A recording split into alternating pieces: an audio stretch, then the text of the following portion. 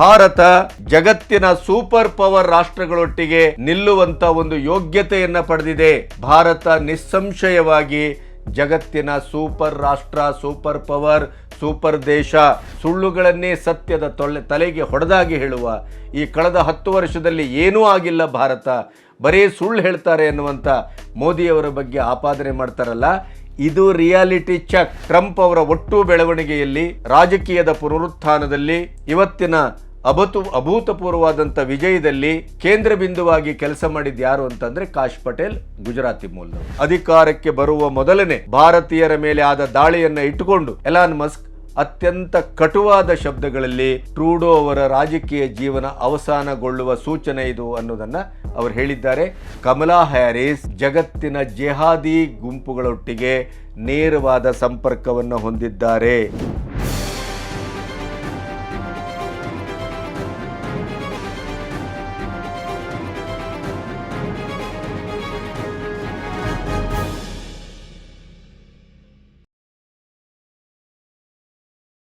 ನಮಸ್ತೆ, B Ganapati news ಚಾನಲ್ಗೆ ಸ್ವಾಗತ.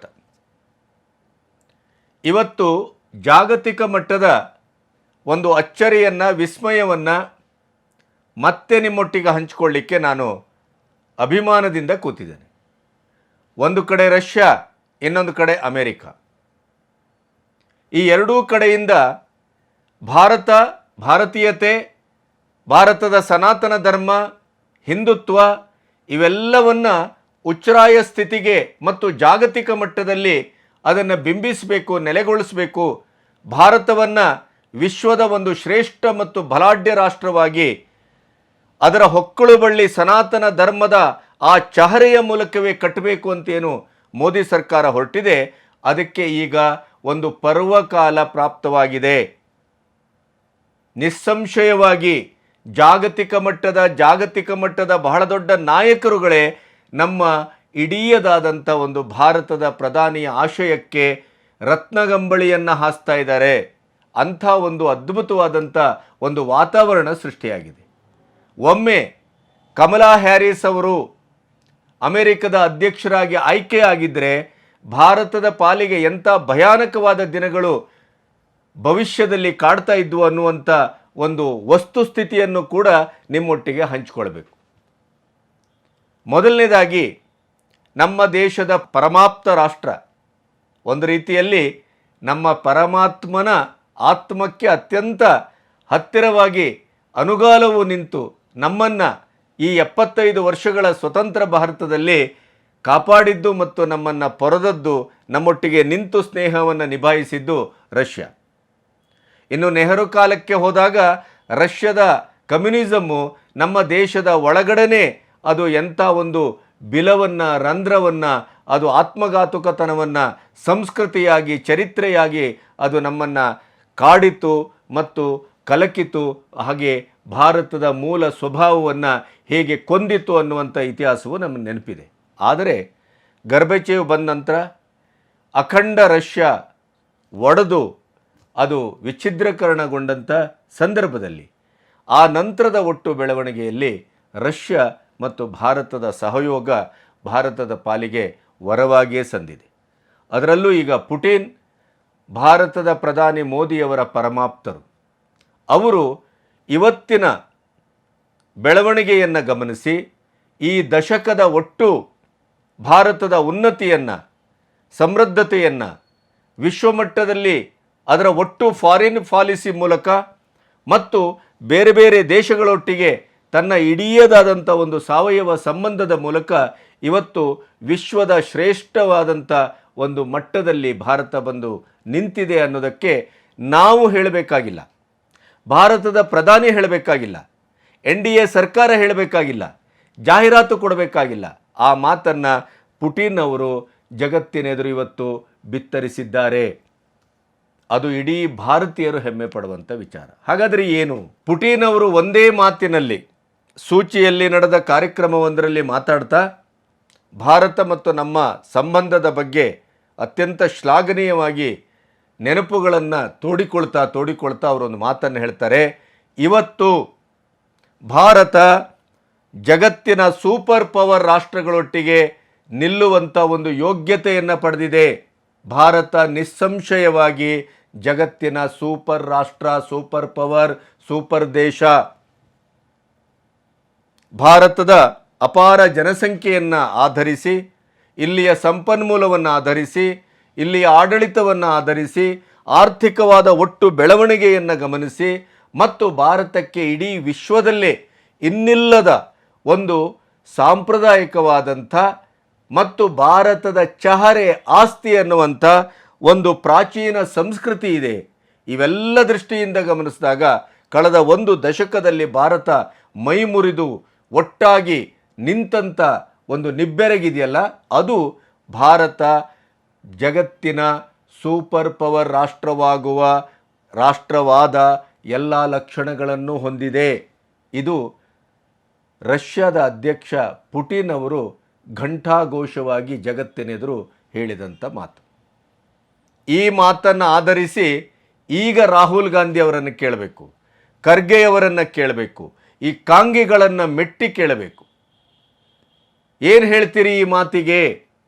ಯಾಕೆಂದರೆ ನಿಮ್ಮ ತಾತ ಮುತ್ತಾತರು, ಅಜ್ಜಿ ಎಲ್ಲರೂ ರಷ್ಯಾದಿಂದಲೇ ಎಲ್ಲ ವಿಚಾರವಾದಗಳನ್ನು ಕಡತಂದು ಇಲ್ಲಿ ಅದನ್ನು ಬಿತ್ತಿ ಬೆಳೆಯಲಿಕ್ಕೆ ಹೊರಟು ಭಾರತವನ್ನು ಅತಂತ್ರಗೊಳಿಸಿದಂತು, ವೈಚಾರಿಕವಾಗಿ, ಸಾಂಸ್ಕೃತಿಕವಾಗಿ, ಸಾಮಾಜಿಕವಾಗಿ. ನಮಗೆ ಸಮಾಜವಾದದ ಕಮ್ಯುನಿಸಮಿನ ಹೆಂಡವನ್ನು ಕುಡಿಸಲಿಕ್ಕೆ ಪ್ರಯತ್ನ ಮಾಡಿದ್ದೇ ನಿಮ್ಮ ಅಜ್ಜ ಮತ್ತು ಅಜ್ಜಿ. ಆದರೆ ಅದೇ ನಿಮ್ಮ ಕುಲದ ಪರಮಾಪ್ತ ರಾಷ್ಟ್ರ ರಷ್ಯಾ ಇವತ್ತು ಏನು ಹೇಳ್ತಾ ಇದೆ? ಮೋದಿಯವರ ಆಡಳಿತದಲ್ಲಿ ಭಾರತ ಹೇಗೆ ಬದಲಾಗಿದೆ, ಭಾರತ ಹೇಗೆ ಬೆಳಕು ಕಂಡಿದೆ, ಭಾರತ ಹೇಗೆ ಬಲಿಷ್ಠವಾಗಿದೆ, ಅದರ ಆರ್ಥಿಕವಾದಂಥ ಆಡಳಿತಾತ್ಮಕವಾದಂಥ ಫಾರಿನ್ ಪಾಲಿಸಿಯ ಮೂಲಕ ಮತ್ತು ಸಂಪನ್ಮೂಲಗಳನ್ನು ಬಳಸ್ಕೊಳ್ತಾ ಇರುವ ರೀತಿ, ಈ ಎಲ್ಲ ದೃಷ್ಟಿಯಿಂದಲೂ ಜಗತ್ತಿನ ಸೂಪರ್ ಪವರ್ ಆಗಲಿಕ್ಕೆ ಭಾರತ ಯೋಗ್ಯವಾಗಿದೆ ಅನ್ನುವಂಥ ಮಾತನ್ನು ಪುಟಿನ್ ಹೇಳಿದರು. ಹಾಗಾದರೆ ಸೂಪರ್ ಪವರ್ ಅಂದರೆ ಏನು?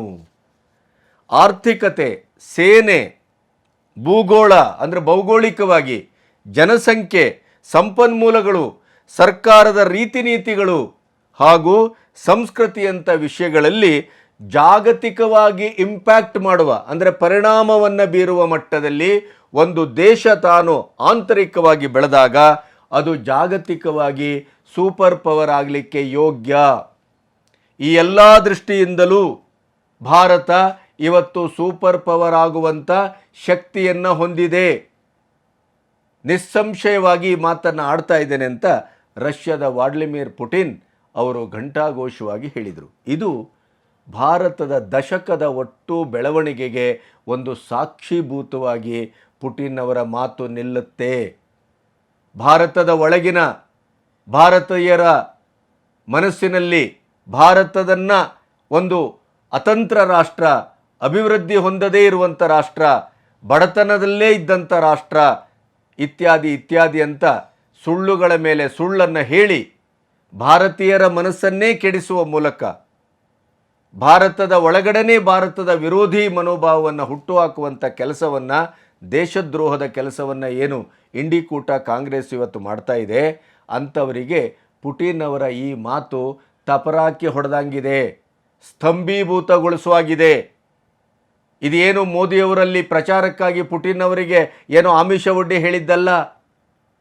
ಅವರು ಅತ್ಯಂತ ಪ್ರಜ್ಞಾವಸ್ಥೆಯಲ್ಲಿ ಭಾರತದ ಒಟ್ಟು ಆರ್ಥಿಕ, ಸಾಮಾಜಿಕ, ಸಾಂಸ್ಕೃತಿಕ, ರಾಜಕೀಯ, ಆಡಳಿತದ ಮುತ್ಸದ್ದಿತನ, ಭಾರತದ ಸಂಪನ್ಮೂಲವನ್ನು ಬಳಸಿಕೊಂಡು ಇವತ್ತು ಜಗತ್ತಿನ ಸೂಪರ್ ಪವರ್ಗಳೊಟ್ಟಿಗೆ ಸೆಣಸಾಡಿ ನಾವು ಅಭಿವೃದ್ಧಿ ಹೊಂದಿದ ರಾಷ್ಟ್ರವಾಗಬೇಕು ಅನ್ನುವ ಕನಸಿನೊಟ್ಟಿಗೆ ದಾಪುಗಾಲು ಹಾಕಿದ ದಶಕದ ನಡೆಯನ್ನು ಗಮನಿಸಿ ಅವರು ಹೇಳಿದಂಥ ಮಾತು.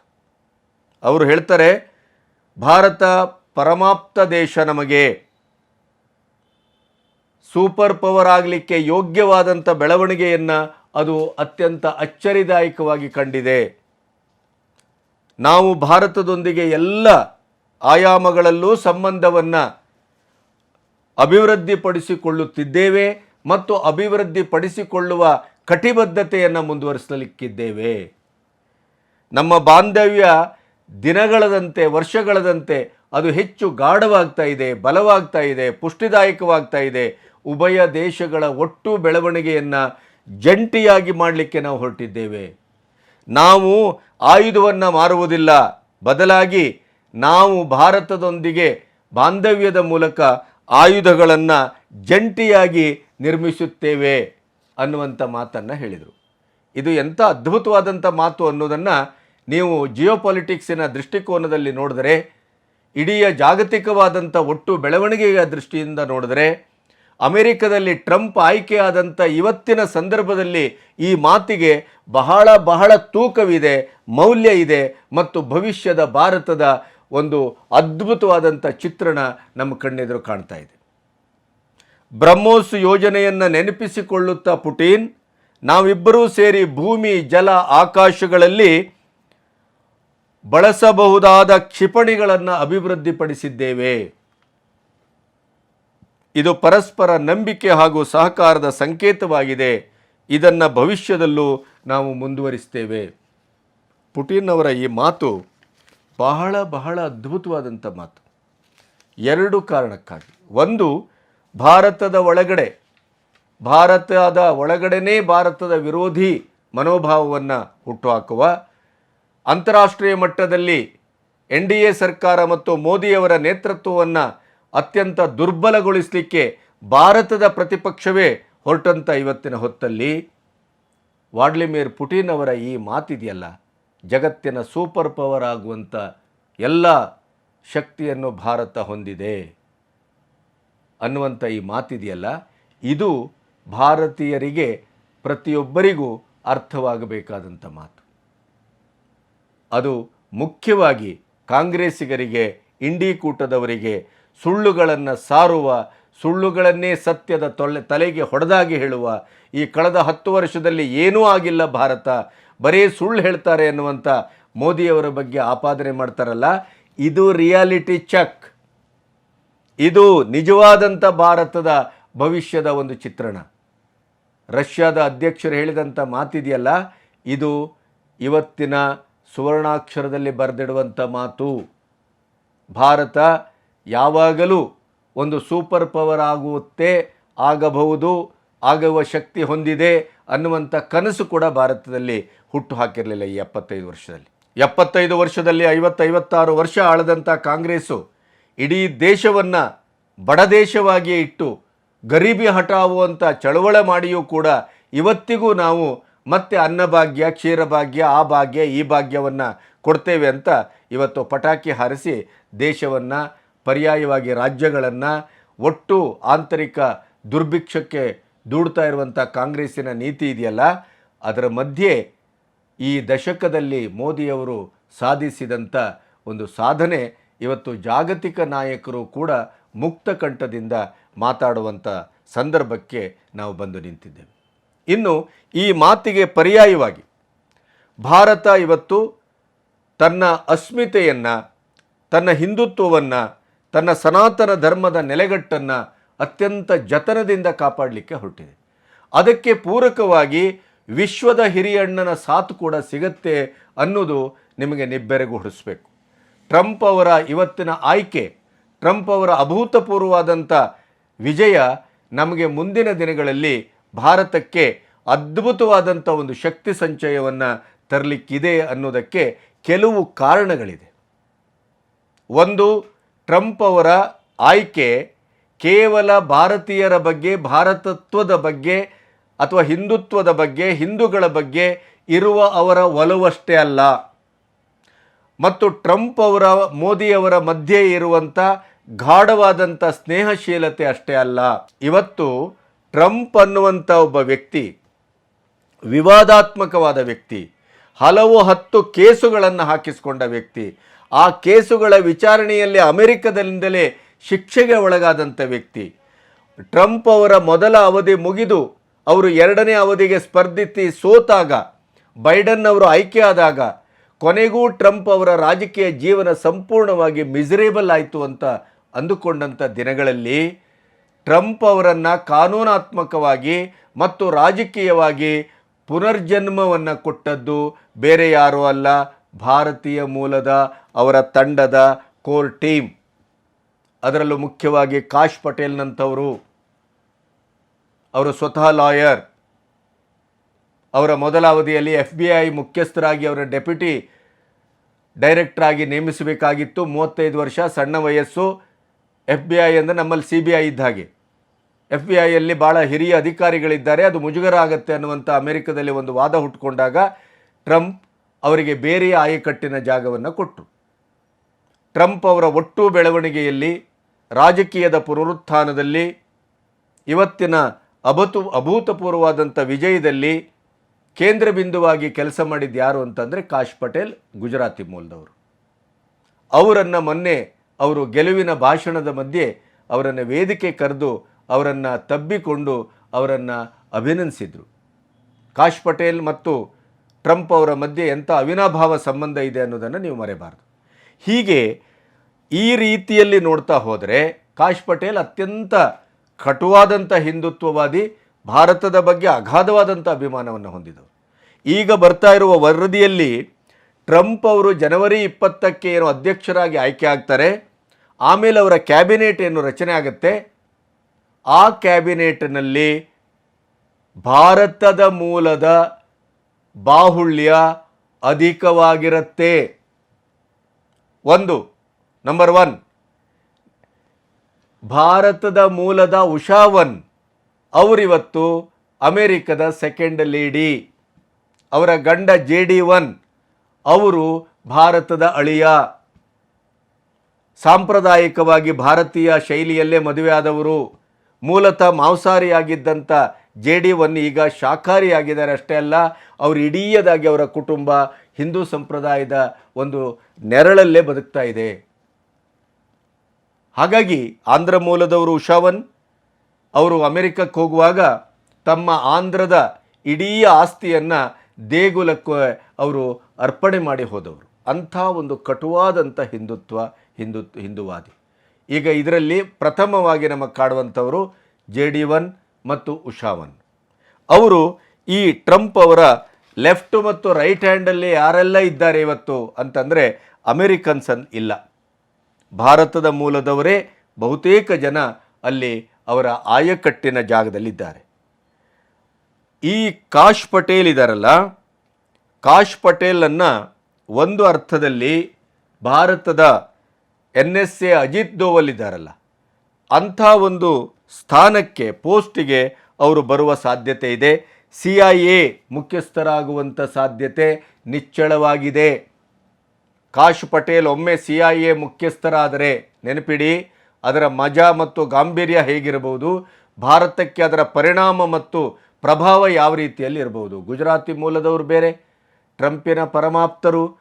ಆಮೇಲೆ CIA ಅನ್ನೋದು ಜಗತ್ತಿನ ಇಡೀ ಪ್ರತಿ ದೇಶಗಳು ಬೆವರ್ತವೆ CIA ಹೆಸರು ಹೇಳಿದರೆ. ಅದರಲ್ಲೂ ನಿಜ್ಜರ್ ಹತ್ಯೆ ಮತ್ತು ಪನ್ನು ಪ್ರಕರಣದಲ್ಲಿ ಕೆನಡಾದ ಒಂದು ಸಂದರ್ಭದಲ್ಲಿ ಬೈಡನ್ ಮತ್ತು ಕಮಲಾ ಹ್ಯಾರಿಸ್ ಅವರ ಕಾಲದಲ್ಲಿ CIA ಭಾರತಕ್ಕೆ ಕುತ್ತಿಗೆ ಹಿಡಿಯುವ ಕೆಲಸವನ್ನು ಮಾಡಿತ್ತು. ನಮಗೆ ನೆನಪಿರಬೇಕು, CIA ಬೈಡನ್ ಅವರ ಕಾಲದಲ್ಲಿ ಬಹಳಷ್ಟು ಭಾರತಕ್ಕೆ ನಮಗೆ ತೊಂದರೆಯನ್ನು ಕೊಟ್ಟಿದೆ. ಈಗ ನೀವು ಯೋಚನೆ ಮಾಡಿ, ಒಮ್ಮೆ ಕಾಶ್ ಪಟೇಲ್ ಅವರು CIA ಮುಖ್ಯಸ್ಥರ ಆದರೆ ಭಾರತಕ್ಕೆ, ಅದರಲ್ಲೂ ಅವರು ಗುಜರಾತಿ ಮೂಲ, ಕಟುವಾದ ಹಿಂದುತ್ವವಾದಿ, ಸನಾತನ ಧರ್ಮಿ, ಟ್ರಂಪ್ ಅವರ ಆಪ್ತರು, ಟ್ರಂಪ್ ಕೂಡ ಹಿಂದೂ ಮತ್ತು ಹಿಂದುತ್ವದ ಅಪಾರವಾದ ಅಭಿಮಾನಿ. ಹೀಗಿರುವಾಗ ನಮ್ಮ ದೇಶಕ್ಕೆ CIA ಮೂಲಕ ಅಂತಾರಾಷ್ಟ್ರೀಯ ಮಟ್ಟದಲ್ಲಿ ಎಂಥ ಒಂದು ಅದ್ಭುತವಾದಂಥ ಲಾಭ ಆಗಬಹುದು ಅನ್ನೋದನ್ನು ನೀವು ಯೋಚನೆ ಮಾಡಬಹುದು. ಆ ಯೋಚನೆಯೇ ಬಹಳ ರೋಮಾಂಚನವನ್ನು ತರ್ತದೆ. ಅದರ ಜೊತೆಗೆ ತುಳಸಿ ಗ್ಯಾಬರ್ಡ್ ಅಂತ, ಇವರು ಏನು ಹಿಂದೂ ಅಲ್ಲ. ನೀವು ತುಳಸಿ ಅನ್ನುವ ಹೆಸರಿದೆ ಅನ್ನುವ ಕಾರಣಕ್ಕಾಗಿ ಇವರು ಹಿಂದೂ ಅಂತ ಭಾವಿಸಬೇಡಿ, ಹಿಂದೂ ಅಲ್ಲ. ಆದರೆ ಇವರ ತಾಯಿ ಅವರ ತಂದೆ ಅಮೆರಿಕನ್, ತಾಯಿಯೂ ಅಮೆರಿಕನ್. ಆದರೆ ಇವರ ತಾಯಿ ಅಮೆರಿಕದ ಹವಾಯಿಯಲ್ಲಿ ನಿಮಗೆ ಗಮನಿಸಿದ್ದೀರಿ, ಅಲ್ಲಿ ತುಂಬ ದೊಡ್ಡ ಹಿಂದುತ್ವದ ಚಳವಳ ನಡೀತಾ ಇದೆ, ದೇವಸ್ಥಾನಗಳಿದೆ, ಅಲ್ಲಿ ಮತಾಂತರ ಆಗ್ತಾ ಇದೆ, ಸ್ವಯಂ ಮತಾಂತರ. ನಮ್ಮ ದೇಶದಲ್ಲಿ ಆದ ಹಾಗೆ ಬಡತನವನ್ನು ನೋಡಿ, ರೋಗ ರುಜಿನಿಯನ್ನು ನೋಡಿ ಹಣವನ್ನು ಕೊಡ್ತೇವೆ ಅಂಥೇಳಿ ಅವರಿಗೆ ಕೊರಳಿಗೆ ಕ್ರಾಸ್ ತುಗಾಕ್ಯೋ ಅಥವಾ ಇಲ್ಲಿ ಲವ್ ಜೆಹಾದ್ ಮಾಡಿ ಮುಸ್ಲಿಂ ಧರ್ಮಕ್ಕೆ ನಮ್ಮ ಹೆಣ್ಮಕ್ಕಳನ್ನು ಎತ್ತಾಕೊಂಡು ಹೋಗೋದೋ ನೋ, ಅದಲ್ಲ. ಅಲ್ಲಿ ಇಡೀ ಹಿಂದೂ ಧರ್ಮದ ಒಂದು ಪ್ರಭಾವದ ನೆಲೆಯಲ್ಲಿ ಸ್ವಯಂ ಪ್ರಭಾವಕ್ಕೆ ಒಳಗಾಗಿ ಮತಾಂತರ ಆಗ್ತಾರೆ. ತುಳಸಿ ಗ್ಯಾಬರ್ಡ್ ಅವರ ತಾಯಿ ಹಿಂದೂ ಧರ್ಮದ ತಾತ್ವಿಕ ಹಿನ್ನೆಲೆ ಮತ್ತು ಇತ್ಯಾದಿಗಳನ್ನು ಕಂಡು ಮನಸೋತು ಅವರು ಮತಾಂತರಗೊಂಡವರು. ಅದಕ್ಕಾಗಿಯೇ ಅವರ ಮಗಳಿಗೆ ತುಳಸಿ ಎನ್ನುವ ಹೆಸರನ್ನಿಟ್ಟರು. ಅವರ ಮಕ್ಕಳೆಲ್ಲರೂ ಹಿಂದೂಗಳಾಗಿ ಅಮೆರಿಕದಲ್ಲಿ ಬೆಳೀತಾ ಇದ್ದಾರೆ. ತುಳಸಿ ಗ್ಯಾಬರ್ಡ್ ಇವತ್ತು ಟ್ರಂಪ್ ಅವರ ಬಹಳ ಬಹಳ ಆಪ್ತರು. ಅವರ ಗೆಲುವಿನ ಒಂದು ಸಂದರ್ಭದಲ್ಲಿ ಅವರನ್ನು ಗಮನಿಸಿದ್ದನ್ನು ನೀವು ನೋಡಿರ್ಬೋದು. ಮತ್ತು ತುಳಸಿ ಅವರು ರಾಜಕೀಯವಾಗಿ ಯಾವುದೇ ಹುದ್ದೆಗೆ ಏರಿದರೂ ಕೂಡ ಅಲ್ಲಿ ಪ್ರಮಾಣ ವಚನ ಸ್ವೀಕರಿಸುವಾಗ ಅವರು ಭಗವದ್ಗೀತೆಯನ್ನು ಹಿಡಿದೇ ಪ್ರಮಾಣ ವಚನವನ್ನು ಸ್ವೀಕರಿಸ್ತಾರೆ. ಅಂಥ ಒಂದು ಕಟುವಾದ ಹಿಂದುವಾದಿ. ನಿಮಗೆ ನೆನಪಿರಬೇಕು, ಈ ತುಳಸಿಯವರು ಯಾರು ಅಂತ ಹೇಳಬೇಕು ಅಂತಂದರೆ, ಹೌಡು ಮೋದಿ ಕಾರ್ಯಕ್ರಮದಲ್ಲಿ 2019ರಲ್ಲಿ ಏನು ಆರಂಭ ಅಲ್ಲಿ ಆಯಿತು, ನ ಭೂತೋ ನ ಭವಿಷ್ಯತಿ ಅನ್ನುವ ಲೆಕ್ಕದಲ್ಲಿ ಅಲ್ಲಿ ಏನು ಆ ಕಾರ್ಯಕ್ರಮ ನಡೀತಲ್ಲ, ಆ ಕಾರ್ಯಕ್ರಮದ ಸಂಯೋಜನೆಯಲ್ಲಿ ಸಂಪೂರ್ಣವಾಗಿ ಶ್ರಮಿಸಿದವರು ಇದೇ ತುಳಸಿ ಅವರು. ಹಾಗಾಗಿ ಈ ತುಳಸಿ ಗ್ಯಾಬರ್ಡ್ ಬಹಳ ಬಹಳ ಮೋದಿಯವರಿಗೆ ಆಪ್ತರು, ಟ್ರಂಪ್ ಅವರಿಗೆ ಆಪ್ತರು, ಟ್ರಂಪ್ ಅವರ ಕೋರ್ ಟೀಮಲ್ಲಿ ಮೊದಲ ಹಂತದಲ್ಲೇ ಕಾಣಿಸ್ಕೊಂಡವರು. ಹಾಗಾಗಿ ಇವರು ಕ್ಯಾಬಿನೆಟ್ಗೆ ಅಥವಾ ಆಯಕಟ್ಟಿನ ಜಾಗದಲ್ಲಿ ಇದ್ದಾಗ ನಮಗಾಗುವಂಥ ಲಾಭ ಏನಿರ್ಬೋದು ಅಂತ ನೀವು ಯೋಚನೆ ಮಾಡಿ. ಇನ್ನೊಂದು ಟ್ರಂಪ್ ಕಾರ್ಡ್ ಏನು ಅಂದರೆ ವಿವೇಕ್ ರಾಮಸ್ವಾಮಿ. ಇವರು ಬಹಳ ದೊಡ್ಡ ಉದ್ಯಮಿ, ಹಣವಂತ. ಬಹಳಷ್ಟು ಕಾಲದ ಹಿಂದೆಯೇ ಭಾರತದಿಂದ ಅಮೆರಿಕಕ್ಕೆ ಹೋಗಿ ಸೆಟ್ಲ್ ಆದವರು. ಇವರು ರಿಪಬ್ಲಿಕ್ ಪಕ್ಷದಲ್ಲಿ ಟ್ರಂಪ್ನಷ್ಟೇ ಪ್ರಖ್ಯಾತರು ಮತ್ತು ಜನಪ್ರಿಯರು. ಈ ಸರಿ ಅಧ್ಯಕ್ಷ ಸ್ಥಾನಕ್ಕೆ ಕೂಡ ಅವರು ಸ್ಪರ್ಧಿಸುವಂಥ ಎಲ್ಲ ಸಾಧ್ಯತೆಗಳು ಇತ್ತು. ಆಮೇಲೆ ಟ್ರಂಪ್ ಅವರು ಸ್ಪರ್ಧಿಸ್ತಾರೆ, ಅವರ ಎದುರು ನಾನು ಸ್ಪರ್ಧಿಸಬಾರ್ದು ಅನ್ನೋ ಕಾರಣಕ್ಕಾಗಿ ಉಮೇದುವಾರಿಕೆಯನ್ನು ಹಿಂದೆ ತೆಗೆದುಕೊಂಡರು. ಮತ್ತು ಟ್ರಂಪ್ ಅವರ ಬಹಳ ಬಹಳ ಆಪ್ತರು ಇವರು. ಆಮೇಲೆ ಪ್ರಬಲವಾದ ಭಾಷಣಕಾರರು. ಟ್ರಂಪೇ ಒಂದು ಕಡೆ ಹೇಳ್ತಾರೆ, ಇವರ ಭಾಷಣ ಅಂತಂದರೆ ಅದು ಅದ್ಭುತವಾದಂಥ ಒಂದು ವಾಗ್ಮಿ ಅಂತ ಅವರು ಕೊಂಡಾಡ್ತಾರೆ. ಟ್ರಂಪ್ ಅವರ ಪರಮಾಪ್ತರೂ ಆಗಿರೋದ್ರಿಂದ ವಿವೇಕ ರಾಮಸ್ವಾಮಿ ಬಹಳ ದೊಡ್ಡ ಹಿಂದುತ್ವದ ಪ್ರತಿಪಾದಕರು ಆಗಿರೋದ್ರಿಂದ ಇವರೂ ಕೂಡ ಆಯಕಟ್ಟಿನ ಜಾಗದಲ್ಲಿ ಬರುವುದರ ಬಗ್ಗೆ ಸಂಶಯವೇ ಇಲ್ಲ. ಕಾಶ್ ಪಟೇಲ್, ತುಳಸಿ, ರಾಮಸ್ವಾಮಿ ಈ ಕೆಲವು ಹೆಸರುಗಳನ್ನಷ್ಟೇ ನಿಮ್ಗೆ ಹೇಳಿದ್ದೇನೆ. ಹೆಚ್ಚು ಕಮ್ಮಿ 7 ಭಾರತೀಯರು ಆಯ್ಕೆಯಾಗಿದ್ದಾರೆ. ಮತ್ತು ಅಮೆರಿಕದಲ್ಲಿ ಅವರು ಸೆನೆಟ್ ಸದಸ್ಯರಾಗಬೇಕು, ಆಯ್ಕೆ ಆಗಬೇಕು, ಈ ಥರದ್ದಿಲ್ಲ. ಅಧ್ಯಕ್ಷರ ಆಯ್ಕೆ ಆದಮೇಲೆ ಅಧ್ಯಕ್ಷರು ಯಾರನ್ನು ಇಷ್ಟಪಡ್ತಾರೋ ಅವರನ್ನು ಎಲ್ಲಿಂದಲೂ ತರ್ಬೋದು. ಎಲಾನ್ ಮಸ್ಕು ಕೂಡ ಬರ್ತಾರೆ ಅಂತ ಇದೆ. ಎಲಾನ್ ಮಸ್ಕ್ ಈಗಲೇ ನಿಮಗೆ ಗೊತ್ತುಂಟು, ಟ್ರೂಡೋ ಅವರಿಗೆ ಮರ್ಮಾಘಾತವನ್ನು ಈಗಾಗಲೇ ಮಾಡಿದ್ದಾರೆ. ಅಧಿಕಾರಕ್ಕೆ ಬರುವ ಮೊದಲನೇ ಭಾರತೀಯರ ಮೇಲೆ ಆದ ದಾಳಿಯನ್ನು ಇಟ್ಟುಕೊಂಡು ಎಲಾನ್ ಮಸ್ಕ್ ಅತ್ಯಂತ ಕಟುವಾದ ಶಬ್ದಗಳಲ್ಲಿ ಟ್ರೂಡೋ ಅವರ ರಾಜಕೀಯ ಜೀವನ ಅವಸಾನಗೊಳ್ಳುವ ಸೂಚನೆ ಇದು ಅನ್ನೋದನ್ನು ಅವರು ಹೇಳಿದ್ದಾರೆ. ಆದ್ದರಿಂದ ಹಿಂದೂಗಳ ಮೇಲೆ ಎಲ್ಲೆಲ್ಲಿ ಹಲ್ಲೆ ಆಗ್ತಾ ಇದೆಯೋ ಅಲ್ಲೆಲ್ಲವೂ ಮುಂದಿನ ದಿನಗಳಲ್ಲಿ ಏನಾಗಬಹುದು ಅನ್ನೋದನ್ನು ಎಲಾನ್ ಮಸ್ಕ್ ಅವರ ಮಾತು ಭಾಳ ಸೂಚ್ಯವಾಗಲ್ಲ, ಪ್ರಬಲವಾಗಿ ಹೇಳ್ತಾ ಇದೆ. ಅದರಲ್ಲಿಯೂ ಅಧ್ಯಕ್ಷರ ಟ್ರಂಪ್ ಅವರಂತೂ ಈಗಾಗಲೇ ಘೋಷಿಸಿದ್ದಾರೆ, ಹಿಂದೂಗಳ ಮೇಲೆ ಎಲ್ಲೆಲ್ಲಿ ದಾಳಿ ಆಗ್ತಾ ಇದೆಯೋ ಅದೆಲ್ಲದಕ್ಕೂ ಕಮಲಾ ಹ್ಯಾರಿಸ್ ಮತ್ತು ಬೈಡನ್ ಗ್ಯಾಂಗು ಅದಕ್ಕೆ ಸಪೋರ್ಟ್ ಮಾಡ್ತಾ ಇದೆ ಅನ್ನೋದನ್ನು ಪಬ್ಲಿಕ್ಕಲ್ಲೇ ಹೇಳ್ತಾ ಬಂದಿದ್ದಾರೆ. ಹೀಗಾಗಿ ಟ್ರಂಪ್ ಅವರ ಆಯ್ಕೆ ಭಾರತಕ್ಕೆ ಎಷ್ಟರ ಮಟ್ಟಿಗೆ ಲಾಭ ಆಗ್ಬೋದು ಅಷ್ಟೇ ಅಲ್ಲ, ಭಾರತದ ಇಡೀಯದಾದಂಥ ಒಂದು ಪುನರುತ್ಥಾನದ ಮಹಾಯಜ್ಞದಲ್ಲಿ ಟ್ರಂಪ್ ಅವರ ಟೀಮು ಟ್ರಂಪ್ ಕಾರ್ಡ್ ಆಗಿ ಅವರು ನಮಗೆ ಒದಗುತ್ತಾರೆ ಅನ್ನೋದರ ಬಗ್ಗೆ ಇವೆಲ್ಲವೂ ಸೂಚನೆಗಳು. ಒಂದು ಕಡೆ ಪುಟಿನ್ ಅವರು ಭಾರತವನ್ನು ಸೂಪರ್ ಪವರ್ ರಾಷ್ಟ್ರವಾಗಿ ಇಡೀ ಜಾಗತಿಕ ಮಟ್ಟದಲ್ಲಿ ಗುರುತಿಸ್ತಾ ಇರುವಂಥದ್ದು, ಟ್ರಂಪ್ ಅವರು ಮೊದಲ ಭೇಟಿಯನ್ನೇ ಭಾರತಕ್ಕೆ ನಿಗದಿಗೊಳಿಸಿರೋದು, ಟ್ರಂಪ್ ಅವರು ಹಿಂದೂಗಳ ಮೇಲೆ, ಹಿಂದುತ್ವದ ಮೇಲೆ ಅಪಾರವಾದಂಥ ಕಾಳಜಿಯನ್ನು ಹೊಂದುತ್ತಾ ಇರುವಂಥದ್ದು, ಅವರ ಟೀಮಿನಲ್ಲಿ ಬಹುಸಂಖ್ಯಾತರಲ್ಲಿ ಹಿಂದೂಗಳು ಭಾರತೀಯರು ಅಲ್ಲಿ ಭಾಗವಹಿಸ್ತಾ ಇರುವಂಥದ್ದು, ಇವೆಲ್ಲವೂ ಭಾರತದ ಭವಿಷ್ಯವನ್ನು ಪರ್ಯಾಯವಾಗಿ ಮೋದಿಯವರ ಕೈಯನ್ನು ಭಾಳಷ್ಟು ಬಲಗೊಳಿಸ್ತದೆ. ಅಷ್ಟೇ ಅಲ್ಲ, ಮೋದಿಯವರ ಕನಸಿನ ಸಹಕಾರದ ಮಹಾಯಜ್ಞಕ್ಕೆ ಇವರೆಲ್ಲರೂ ಟೊಂಕ ಕಟ್ಟಿ ನಿಲ್ತಾರೆ ಅನ್ನೋದ್ರ ಬಗ್ಗೆ ಯೋಚನೆನೇ ಬೇಡ. ಇವತ್ತು ಎಲ್ಲ ಮಾಧ್ಯಮಗಳು ಅಂತಾರಾಷ್ಟ್ರೀಯ ಮಟ್ಟದಲ್ಲಿ ಏನನ್ನು ಹೇಳ್ತಾ ಇದೆ, ಟ್ರಂಪ್ ಅವರ ಗೆಲುವಿನ ನಂತರ ಒಂದು ಟ್ರಯಾಂಗಲ್ ಲವ್ ಸ್ಟೋರಿಯನ್ನು ತೋರಿಸ್ತಾ ಇದೆ. ಜಗತ್ತನ್ನು ಆಳುವ ಬಲಾಢ್ಯರು ಯಾರು ಅಂತ ತೋರಿಸ್ತಾ ಇರುವಾಗ ಒಂದು ಕಡೆ ಪುಟಿನ್, ಒಂದು ಕಡೆ ಟ್ರಂಪ್, ಮಧ್ಯದಲ್ಲಿ ಮೋದಿಯವರನ್ನು ಇಟ್ಟು ಜಾಗತಿಕ ಮಾಧ್ಯಮ ತೋರಿಸ್ತಾ ಇದೆ. ಒಂದು ರೀತಿಯಲ್ಲಿ ಇವರೆಲ್ಲರೂ ಬಲಪಂಥೀಯರು.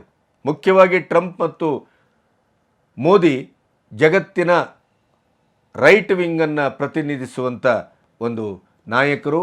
ಪುಟಿನ್ ಅವರು ಕಮ್ಯುನಿಸ್ಟ್ ರಾಷ್ಟ್ರದ ಒಂದು ಪ್ರತಿನಿಧಿಯಾಗಿ ಅಧ್ಯಕ್ಷರಾದರೂ ಕೂಡ ಅವರ ಒಲವು ನಿಲುವು ಹೆಚ್ಚು ಸಾಂಪ್ರದಾಯಿಕವಾಗಿದೆ. ಹಾಗಾಗಿ ಈ ಜಗತ್ತನ್ನು ಮುಂದಿನ ದಿನಗಳಲ್ಲಿ ಆಳುವಂಥ ಈ ಮೂರು ಮಹಾನಾಯಕರು ಭಾರತವನ್ನು ಉಜ್ವಲವಾಗಿ ಕಟ್ಟುವಲ್ಲಿಯೂ ಕೂಡ ಭಾರತ ನಮ್ಮದು ಅನ್ನುವಂಥ ಒಂದು ಪ್ರಜ್ಞೆಯಲ್ಲಿ, ಸ್ನೇಹದಲ್ಲಿ ಮುಂದಾಗ್ತಾರೆ ಅನ್ನೋದಕ್ಕೆ ಈ ವಿದ್ಯಮಾನಗಳು ಭಾಳ ಸಾಕ್ಷಿಯನ್ನು ಒದಗಿಸ್ತಾ ಇವೆ. ಹಾಗಾದರೆ ಕಮಲಾ ಹ್ಯಾರಿಸ್ ಅವರು ಭಾರತದ ಮೂಲದವರಾಗಿಯೂ ಕೂಡ ನಮಗೆ ಭಾರತವನ್ನು ಕತ್ತು ಕೊಯ್ಯುವ ಕೆಲಸವನ್ನು ಹೇಗೆ ಮಾಡ್ತಾ ಇದ್ರು ಅನ್ನೋದಕ್ಕೆ ನಿಮಗೆ ಈಗಾಗಲೇ ಹಲವಾರು ಉದಾಹರಣೆಗಳನ್ನು ಕೊಟ್ಟಿದ್ದೇವೆ. ಬೈಡನ್ ಅವರ ನೇತೃತ್ವದಲ್ಲಿ ಇವರು ಉಪಾಧ್ಯಕ್ಷರಾಗಿರುವಂಥ ಸಂದರ್ಭದಲ್ಲಿ ಪಾಕಿಸ್ತಾನ, ಬಾಂಗ್ಲಾ ಅಥವಾ ಚೈನಾ ಅಥವಾ ಇಸ್ರೇಲಿನ ಯುದ್ಧ, ಈ ಎಲ್ಲ ಸಂದರ್ಭದಲ್ಲೂ ನಮಗೆ ಅವರು ಅರ್ಧಚಂದ್ರಾಕೃತಿಯ ಒಂದು ಸುಖವನ್ನು ಕೊಟ್ಟಿದ್ದು, ನೋವನ್ನು ಹಂಚಿದ್ದು, ನಮಗೆ ಗೊತ್ತಿಲ್ಲದೇ ಇದ್ದ ಹಾಗೆ ನಮ್ಮ ಅಡಿಯಲ್ಲಿ ಅಟಬಾಂಬನ್ನು ಇಟ್ಟಿದ್ದು, ಸಿಐಎಯನ್ನು ಬಳಸಿ ನಮಗೆ ಕೆನಡಾದ ವಿಷಯದಲ್ಲಿ, ನಿಜ್ಜರ ಹತ್ಯೆ ವಿಷಯದಲ್ಲಿ ಕುತ್ತಿಗೆಗೆ ತಂದಿಟ್ಟದ್ದು, ಇವೆಲ್ಲವನ್ನು ನಾವು ಗಮನಿಸಿದ್ದೇವೆ. ಇದಕ್ಕಿಂತ ಭಯಾನಕವಾದಂಥ ಒಂದು ವಿಡಿಯೋ ಅಮೆರಿಕದ ಜರ್ನಲಿಸ್ಟೇ ಒಬ್ಬರು ಹೊರಗಡೆ ಹಾಕಿದ್ದಾರೆ. ಏನು ಅಂತಂದರೆ, ಕಮಲಾ ಹ್ಯಾರಿಸ್ ಜಗತ್ತಿನ ಜೆಹಾದಿ ಗುಂಪುಗಳೊಟ್ಟಿಗೆ ನೇರವಾದ ಸಂಪರ್ಕವನ್ನು ಹೊಂದಿದ್ದಾರೆ. ಇಡೀ ಡೆಮೊಕ್ರೆಟಿಕ್ ಪಕ್ಷವೇ ಆ ಒಂದು ಜೆಹಾದಿ ಗುಂಪಿನ ನೇರ ಸಂಪರ್ಕದಲ್ಲಿದೆ. ಅದರಲ್ಲೂ ಬ್ರದರ್ಹುಡ್ ಗ್ಯಾಂಗು ಅತ್ಯಂತ ಭಯಾನಕವಾದ ಗ್ಯಾಂಗ್ ಇದು. ರೇಪಿಸ್ಟ್ಗಳು, ಹೆಣ್ಣುಮಕ್ಕಳನ್ನು ಕೊಲ್ಲುವಂಥದ್ದು, ಮತಾಂತರ, ಆಮೇಲೆ ಇಡೀ ಜೆಹಾದಿಯ ಚಟುವಟಿಕೆಗಳನ್ನು ಪ್ರಪಂಚದಾದ್ಯಂತ ಬಿತ್ತರಿಸಲಿಕ್ಕೆ ಹೊರಟಂಥವರು. ಇಂಥ ಗುಂಪಿನಲ್ಲಿ ಬಹಳಷ್ಟು ದೇಶಗಳ ಆಯಕಟ್ಟಿನ ಜಾಗದಲ್ಲಿ ಕೆಲಸ ಮಾಡುವಂಥ ಜನಗಳು ಇದರಲ್ಲಿ ಇಂಡೈರೆಕ್ಟ್ ಆಗಿದ್ದಾರೆ. ಅಂಥ ಒಂದು ಜೆಹಾದಿ ಗುಂಪಿನೊಟ್ಟಿಗೆ ಮತ್ತು ಮುಖ್ಯವಾಗಿ ಭಾರತೀಯ ವಿರೋಧಿ ಶಕ್ತಿಗಳೊಟ್ಟಿಗೆ, ಭಯೋತ್ಪಾದಕರೊಟ್ಟಿಗೆ, ದೇಶದ್ರೋಹಿಗಳೊಟ್ಟಿಗೆ ನೇರವಾದ ಸಂಪರ್ಕವನ್ನು ಕಮಲಾ ಹ್ಯಾರಿಸ್ ಹೊಂದಿದ್ರು ಅನ್ನೋದರ ಬಗ್ಗೆ ಒಂದು ವಿಡಿಯೋ ಬಂದಿದೆ. ಅದರ ಕೆಲವು ತುಣುಕನ್ನು ನಿಮಗೆ ತೋರಿಸ್ತೇವೆ. Some guy with connections to the Israeli intelligence agencies, and he mentioned some people in Kamala's team that are connected to jihadist groups or they're seriously anti-Semitic. So I started researching them, and it was a rabbit hole. I've been researching it for a few days. I still can't believe what I found. If you're a Democrat, I'm really sorry because this ain't good news, but you're going to want to hear it. Anyway, all the challenges that Israel's been having with the Biden administration really make sense. Not everyone realizes how devastating that administration's been for Israel in this war, but that's for another video. But for now, let's take a look at the people that I found in the administration. This is Maher Bitar. He's the Deputy Assistant to the President and the Coordinator for Intelligence and Defense Policy at the National Security Council. That's a very influential position. He's a Palestinian American and a former board member of Students for Justice in Palestine. That's one of the most prominent campus hate groups. They're associated with the Muslim Brotherhood, and that's an Egyptian Islamic supremacy organization whose stated goal is to spread Islam around the world and raise the flag of jihad. That's their words. Hamas is an offshoot of them. Now, Students for Justice in Palestine, unsurprisingly, endorsed Hamas and the atrocities October 7th. This guy, Maher Bitar, also worked at UNRWA, which is obviously deep ties to Hamas, and is heavily involved in anti-Israel indoctrination. He also did an internship at the umbrella organization that funds another anti-Israel campus group called Jewish Voice for Peace. They've always got these deceptive names. Anyway, he's effectively a Muslim Brotherhood plant in the US government in a senior defense-related position. I couldn't even believe it. This is Yusra Fazili. She's the chief financial officer of the Pentagon. She's in charge of the money. She's from Kashmir, which has seen a lot of conflict with India. Now, she has a lot of family members with ties to Islamic terrorism. She actively worked to free a convicted terrorist, Muhammad Afzal Guru, who was sentenced to death for being involved in the attack on the Indian parliament in 2001. Her sister and two cousins are deeply implicated in terrorism. Her sister, Samira Fazili, is also a member of the government in a less powerful position, but she's part of a group called Stand with Kashmir that has actually praised violent jihadists. And that group was founded by her cousin, Hafsa Kanjwal. Another cousin, Mubin Shah, was arrested by the Indian authorities for involvement with terrorism. Now, she described convicted terrorists as inspirations for the youth. Now, Yusra Fazili also served the Emir of Qatar. That's the country that funds Hamas and hosts their leaders. And she took that position after working at the Pentagon. She was the strategic advisor to the Qatari ambassador to the US. That's a man who had tried to silence Qatar's critics, including the head of the CIA. At the UN, she represented a group called the Islamic Federation of Student Organizations, which is also tied to the Muslim Brotherhood, and actually to bin Laden as well. Now, she was involved in developing the strategy for the Iran nuclear deal. It's unbelievable. Now, this is Brenda Abdullah. She's the Arab Outreach Director. She once spoke at an event of the American Muslim Council, an organization that's supported by, guess who? Muslim Brotherhood. And at that event, as a speaker, she claimed that the Zionists are controlling a lot of American politics. Her mother founded one of the chapters of this Muslim Brotherhood front group. She also attended an event by another Muslim Brotherhood front group called ISNA, Islamic Society of North America. Now, she accuses Israel of ethnic cleansing and terrorism, makes no mention of Palestinian terrorism. But wait, there's more. This is Nazrina Barzhi. She's Kamala's deputy counsel. Very high position. She's an Afghan migrant who escaped the Taliban. Now, you'd think she'd appreciate the freedom of the West and the oppression of the fundamentalist Islamic groups, but no, she's actually fought against Jewish students who have been fighting against anti-Semitism. She accused them and Jewish organizations of organized legal bullying for suing universities. I guess she feels that the intimidation and harassment of Jewish students is okay. She called the Jewish students the aggressors, and she made a request to the UN Human Rights Commission to stop the Department of Education from investigating allegations of anti-Semitism. And she ridiculed the idea that calling for the destruction of Israel was threatening. She also signed a petition claiming that the lawsuit by Jewish students was threatening the speech of Students for Justice in Palestine, a group connected to the Muslim Brotherhood. You'll see they're everywhere. So you want more? I'll give you one more, but there are actually many. This is Mazen Basrawi. He's Biden's current Muslim liaison. In 2010, he attended an event by ISNA, the Islamic Society of North America, again affiliated with the Muslim Brotherhood, and this event featured a number of individuals with ties to extremism. One of the unindicted co-conspirators in the World Trade Center bombing was honored at the event. His name is Imam Siraj Wahaj. Another individual present was Tariq Ramadan. Get this, he's the grandson of the founder of the Muslim Brotherhood. He's been charged with rape 5 times, and he's often justified terrorist tactics, which is no surprise. And Hamza Yusuf is a man who defended Omar Abdel Rahman. Now, you may remember him. He's the man known as the Blind Sheikh. He was convicted for his involvement in the 1993 World Trade Center bombing. Now, Mazen Masraoui also challenged the materials and tactics that were used by counterterrorism experts in the US. He worked to censor the training materials on Islamic terrorism. Now, there are more, but I think you get the picture. It really looks like the Muslim Brotherhood has infiltrated the Democratic Party thoroughly. It's astounding when you go into it. And as I said, there's a lot more.